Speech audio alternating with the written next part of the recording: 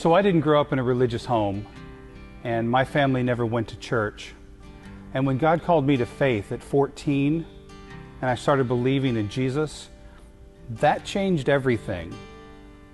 And I was on a completely different path from the meaninglessness and hopelessness that I was born into. I wanted to tell people about what had happened to me, and I talked about it all the time. I wrote songs about it. I even went to school to become a pastor.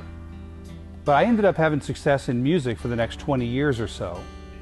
And through the band that some of you might have heard of, I was able to take the light of the gospel into some very dark corners, which was pretty heavy, but it was also a lot of fun while it lasted.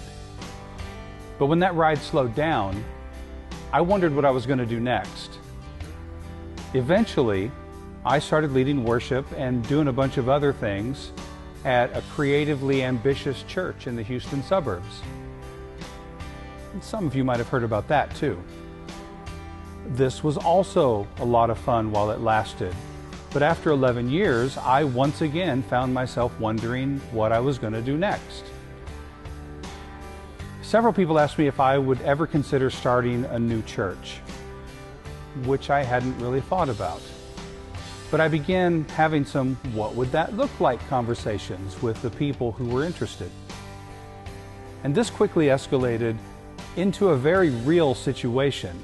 And in a short time, we had a fantastic place to meet, a name, a strong leadership core, and 60 to 70 of us were meeting on Saturday nights for a time of informal worship in preparation for an eventual public launch for the new ministry.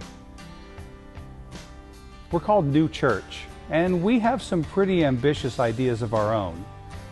If you want to know more about it, go to NewChurchTexas.com. See what we're up to. If you really want to know what we're all about, then you can come out on a Saturday night and join us in person. But we're just getting started, and we're certainly not trying to impress anyone who's looking for the next Disneyland super church.